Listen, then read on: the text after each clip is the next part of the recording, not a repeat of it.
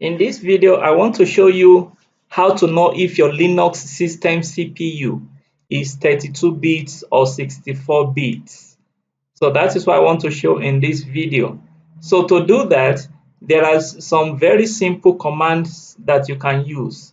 So the first one is the lscpu. So with this command, you can know whether it is 32 bits or 64 bits. So in this case, with the LSCPU, I can easily discover that it is 64 bits I am using. So that is one way of doing that. Another command that you can use to get the information is the getConfig command. So in this case, it is going to be the getconf command. Then to check the file of this in block letters.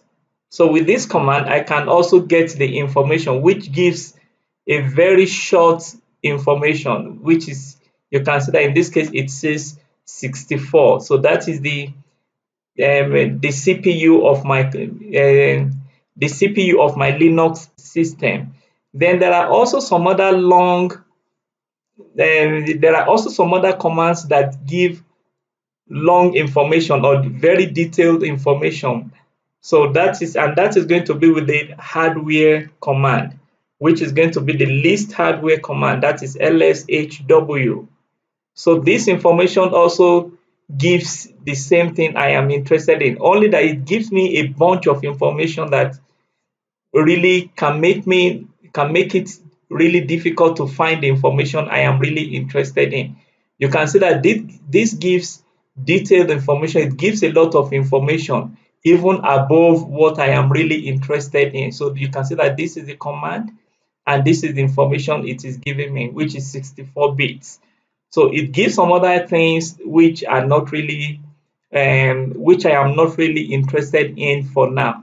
So another command that also gives detailed information but which also provides the same information on the CPU is going to be with the same lshw command, then with this C switch and to check the CPU information.